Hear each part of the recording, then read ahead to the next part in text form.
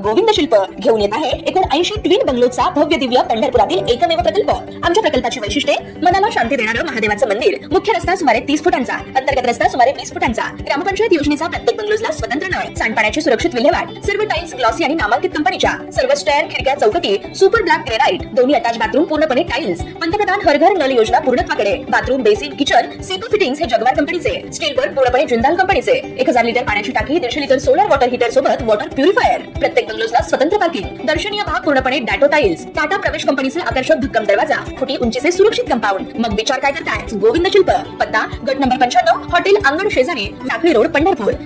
ताज्या घडामोडी पाहण्यासाठी आमच्या YouTube चॅनलवरील PVR म्हणजेच पंढरी वार्ता या न्यूजला सबस्क्राइब करा आणि शेजारील बेल आयकॉनवर क्लिक करा। काल मतदानावेळी प्रभाग क्रमांक 7 येथे मतदान यंत्रावर खुणा करण्यात आल्याचा आरोप करीत नगराध्यक्षपदाच्या उमेदवार डॉक्टर प्रणिता भालके व भगीरथ भालके व त्यांचे काही समर्थक आक्रमक झाले होते, तर इथल्या निवडणूक कर्मचाऱ्यावर देखील त्यांनी गंभीर आरोप केले होते। या प्रकरणी उर्दू शाळा मतदान केंद्र प्रमुख हरिश्चंद्र मोरे यांनी 5 अज्ञात व्यक्ती विरोधात शहर पोलीस ठाण्यात गुन्हा दाखल करण्यात आला होता।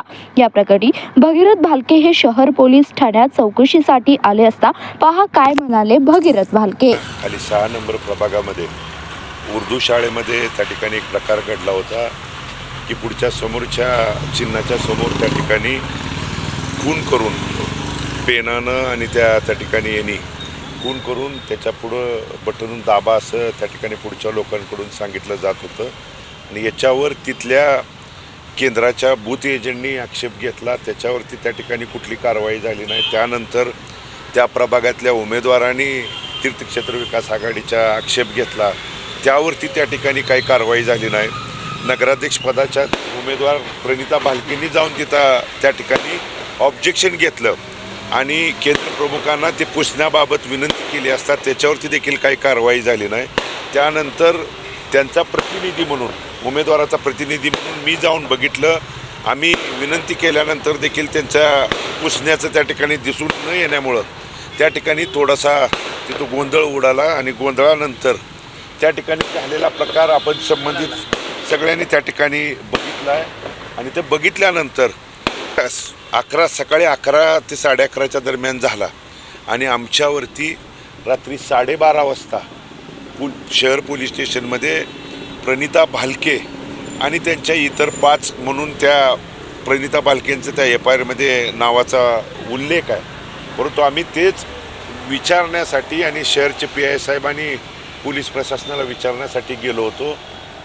कारण प्रणिता भालके ह्या उमेदवार आहेत, उमेदवार या नात्यानं त्यांना तिथं अनुचित प्रकार घडत असेल तर त्याला जाब विचारायचा हा लोकशाहीनं दिलेला अधिकार आहे आणि तो अधिकार त्या ठिकाणी बजावत होता। कदाचित आज सरकारच्या दबावापोटी, सरकारच्या दबावामुळं उद्या त्या अनोळखी 5 इसमामध्ये भगीरथ भालकेंचं देखील नाव येईल हा मला त्या ठिकाणी विश्वास आहे। कारण आजपर्यंतच्या यांच्या चाललेल्या प्रकारात जे शासनाने दबावापोटी पोलीस प्रशासनाचा देखील अधिकाऱ्यांच्या इच्छा नसताना देखील काही जाणून बुजून प्रशासनाच्या वरती दबाव टाकण्याचा प्रकार इथल्या सरकारने त्या ठिकाणी केला आहे। त्यामुळे त्यामध्ये माझं देखील नाव आलं तर ते काही वेगळं वाटणार नाही, पण मी लोकशाही टिकवण्यासाठी, इथली दडपशाही हटवण्यासाठीची आमची ही लढाई आहे आणि त्या बाबतीत विनंती करण्यासाठीच आम्ही आलो होतो की 12 तासानंतर झालेल्या प्रकाराच्या 12 तासानंतर जर तो केंद्र प्रमुखाला अचानकपणे जाग येत असेल आणि हा चुकीचा प्रकार झाला आहे असं वाटत असेल आणि रात्री 12:30ला येऊन ते जर FIR करत असतील तर हा कुठं तर चुकीचा त्या ठिकाणी प्रकार सुरू आहे आणि या बाबतीत विनंती करण्यासाठी आम्ही आलो होतो आणि त्या बाबतीत या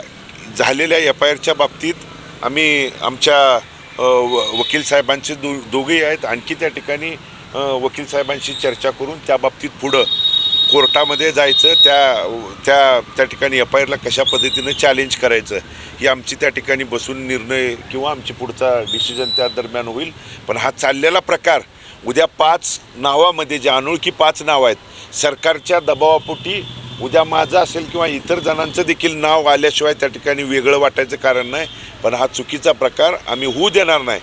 मी देखील तिथं उमेदवाराचा प्रतिनिधी म्हणूनच त्या ठिकाणी होतो, माझ्या गळ्यात रितसर आयडेंटिटी होती आणि मी केंद्र प्रमुखांना आणि तिथल्या पोलीस प्रशासनाला जाब विचारत असताना हा त्या ठिकाणी जाणून बुजून केलेला प्रकार आहे. या प्रकाराच्या बाबतीत मी न्यायालयीन गोष्टीच्या बाबतीत आपल्याला बोलणं उचित नाही.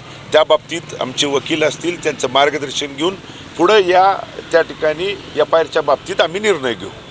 गुन्ह्याचं स्वरूप काय आणि कसं होतं? हे गुन्ह्याचं स्वरूप वकील साहेब त्या ठिकाणी तुम्हाला बोलतील. निवडणूक प्रक्रियेतील गोपनीयता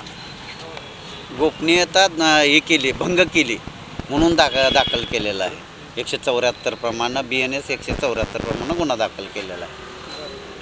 आणि निवडणूक प्रक्रियेमध्ये आदेश असताना माहीत असून तो आदेशाचा भंग केला म्हणून 223 प्रमाणे गुन्हा दाखल आहे. आणि बाकीचे जे आहे ते नगरपंचायत 1965च्या कायद्याखाली बाकीचे गुन्हे आहेत ते, आणि सगळे गुन्हे जामीनपात्र गुन्हे आहेत. आणि एखादे बटन दबलं जात नसेल, एखादा असा अनुचित प्रकार घडला म्हणून उमेदवाराने आणि उमेदवाराच्या प्रतिनिधीनं न्याय मागणं हा सुद्धा जर त्या ठिकाणी न्यायालयीन किंवा निवडणुकीच्या प्रक्रियेचा भंग होत असेल तर आम्ही कुठला भंग केला हे त्या ठिकाणी त्यांनी सांगावं.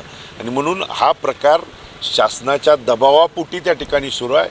ह्या 5 जे इसम त्यांनी त्या ठिकाणी अनोळखी टाकलेले आहेत, त्यात भगीरथ भालके देखील उद्या शासनाच्या दबावामुळे येऊ शकतोय किंवा इतर आमच्या जवळचे कार्यकर्त्याला जाणून बुजून गोवण्याचा त्या ठिकाणी प्रकार होईल. पण आम्ही न्यायालयात कशा पद्धतीने यावर लढा लढायचा ते आमच्या वकिलांचं मार्गदर्शन घेऊन पुढचा निर्णय घेऊ. बाहेर